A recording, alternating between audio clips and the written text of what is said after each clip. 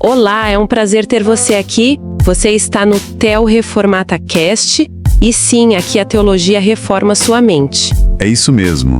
E hoje vamos dar continuidade ao nosso estudo teológico. E para quem quer aprender teologia com qualidade de forma gratuita, já fica o convite, né? Acompanhe nossas playlists e não se esqueçam de se inscrever no canal. Hoje a gente vai mergulhar mais fundo no livro Somos Todos Teólogos e vamos abordar 2 capítulos que são, assim, absolutamente fundamentais. O capítulo 7 sobre canonicidade e o capítulo 8 sobre a escritura e a autoridade. Para começar, a palavra cânion soa um pouco intimidadora, né? O que ela realmente significa nesse contexto todo? Então, é uma ótima pergunta para a gente começar. A palavra vem do grego canon, e ela significava literalmente uma vara de medir, sabe? Uma régua. Era uma ferramenta mesmo usada para garantir que as coisas tivessem um padrão correto. Uma régua, um padrão, ok, faz sentido. Isso.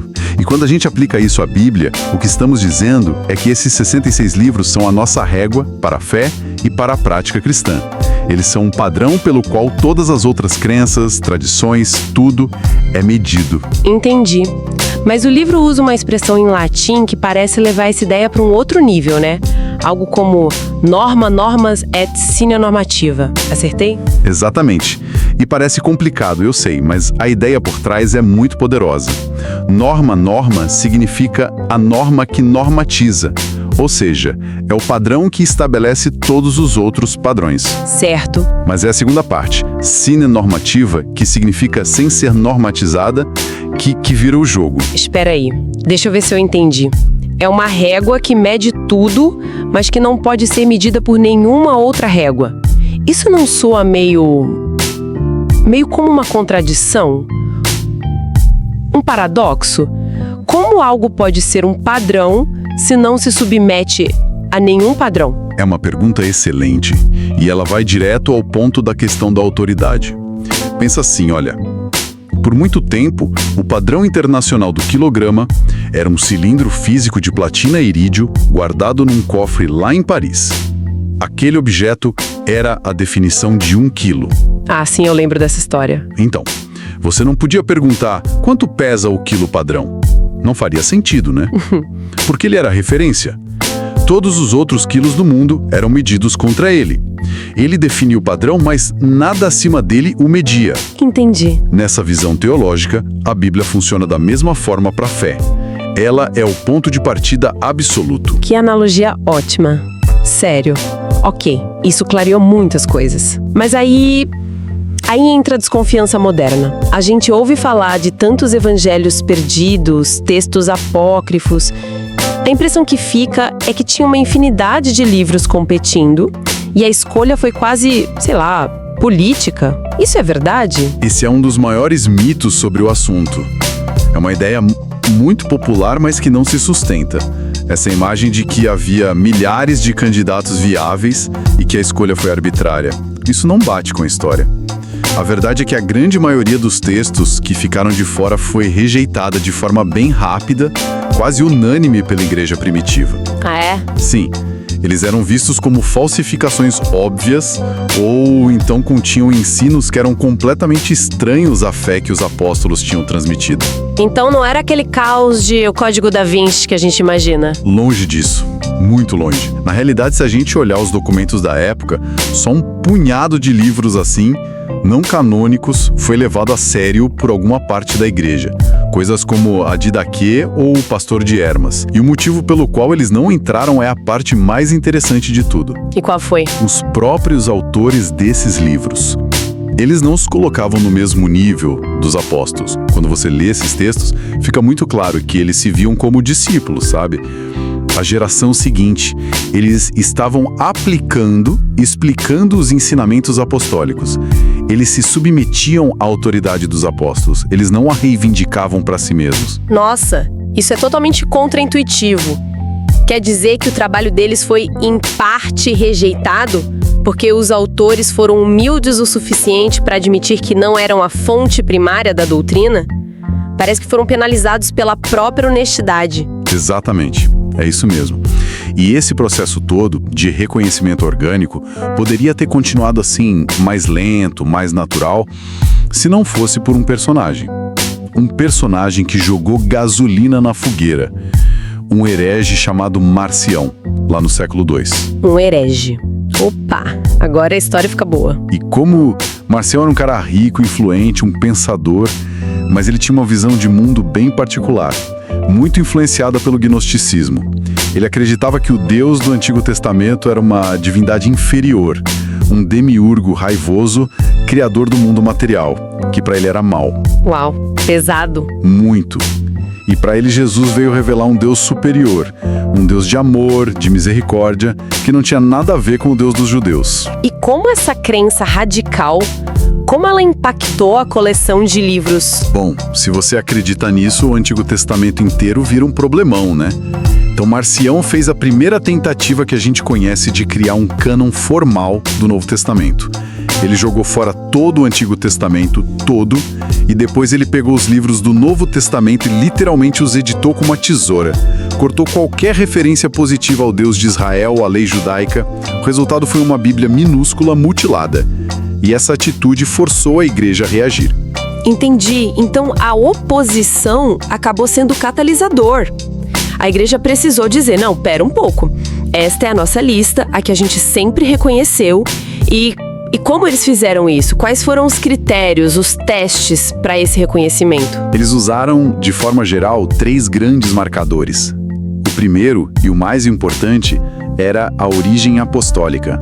A pergunta era: este livro foi escrito por um apóstolo de Jesus, ou por alguém que estava sob a supervisão direta de um apóstolo, como Marcos, que era associado a Pedro, ou Lucas, que era companheiro de Paulo. A conexão com a testemunha ocular era fundamental. Ok, mas isso não abre uma brecha perigosa para fraude? Alguém não poderia simplesmente escrever um texto e assinar o nome de um apóstolo famoso para dar mais credibilidade? Como um sistema de verificação. O segundo era a recepção pela igreja. Ou seja, esse livro foi amplamente aceito e utilizado pelas igrejas no mundo conhecido desde o comecinho. Não adiantava um texto aparecer do lado no século IV com o nome de Tomé. As igrejas se perguntavam: a gente lê esse livro nos nossos cultos há gerações. Ele faz parte da nossa vida. Era um teste de tempo e de aceitação da comunidade. Certo. E o terceiro? O terceiro era a compatibilidade de doutrina. O que esse livro ensina está em harmonia com o núcleo de ensinamentos que já são, assim, unanimemente aceitos como apostólicos. Esse foi o critério que gerou mais debate, na verdade, sobre livros como Hebreus ou Apocalipse. O livro de Hebreus, por exemplo, gerou dúvidas porque ninguém sabia ao certo quem tinha escrito. Mas, com o tempo, a força do seu ensino e a crença de que ele tinha, de alguma forma, o selo de aprovação de Paulo, fizeram com que ele fosse universalmente aceito. Os 3 critérios trabalhavam juntos, sabe? Entendi.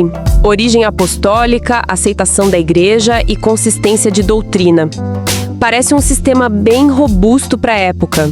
Mas, claramente, em algum ponto, esse consenso se quebrou. Porque hoje nem todas as Bíblias têm os mesmos livros. O que aconteceu? Por que as Bíblias protestante e católica são diferentes? Essa pergunta nos joga direto no centro do debate, que é sobre a própria natureza da autoridade. A diferença está nos chamados livros apócrifos do Antigo Testamento. E a grande divisão sobre eles aconteceu no século XVI, durante a Reforma Protestante.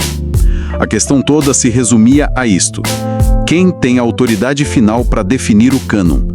A Igreja ou os próprios escritos? E isso revelou 2 visões de mundo completamente diferentes, não é? Completamente. E para entender, a gente pode usar uma analogia moderna. Pensa na relação entre a Constituição de um país e a sua Suprema Corte. A visão protestante é que a Bíblia é como a Constituição. Ela é a lei suprema.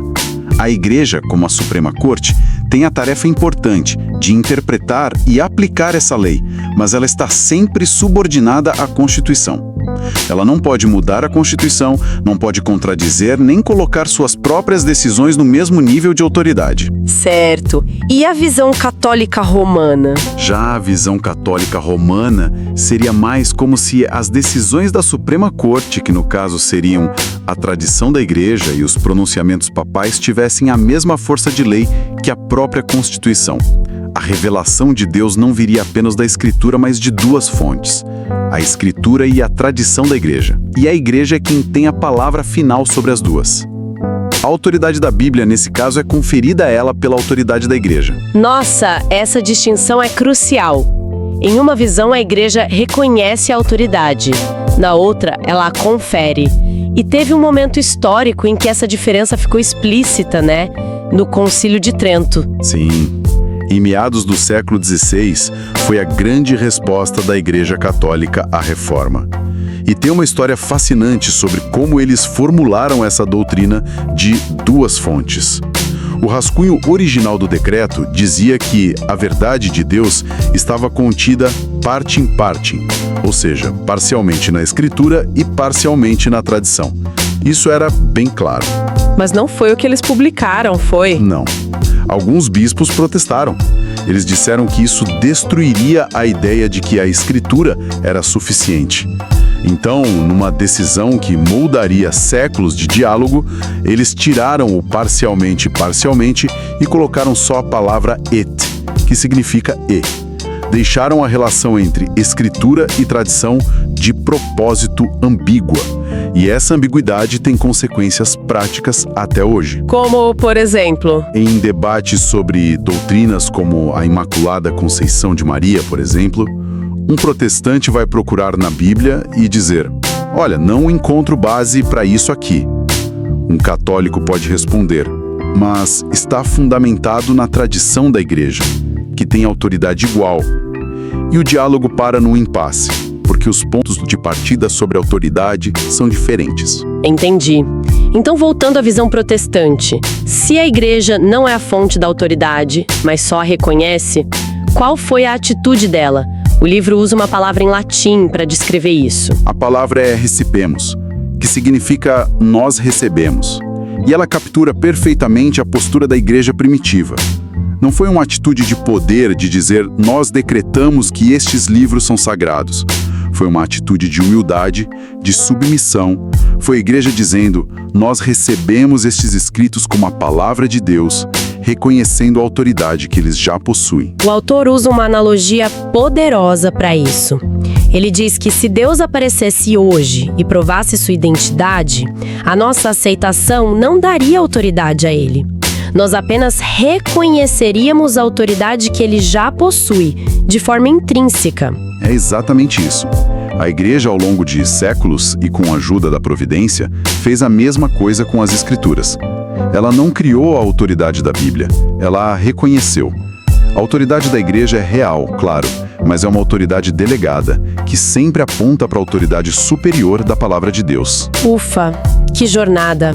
Da definição de uma palavra grega até um debate que dividiu o cristianismo. Depois de toda essa análise histórica dos critérios, das controvérsias, qual é o ponto final? Por que se importar tanto com a forma como essa lista de livros foi montada? E essa é talvez a reflexão mais importante que o autor nos deixa.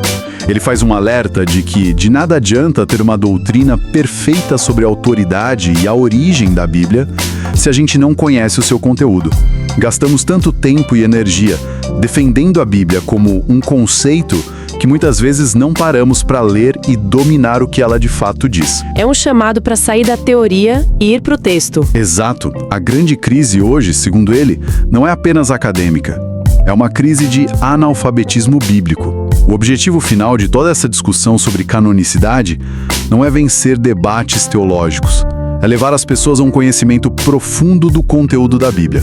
Porque ela não nos foi dada para ser um artefato a ser defendido, mas uma palavra viva para ser conhecida, para ser vivida, para nos transformar. E essa reflexão é um ótimo ponto de partida para a nossa própria jornada.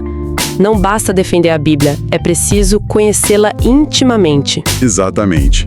Esperamos que esta análise tenha despertado ainda mais o interesse.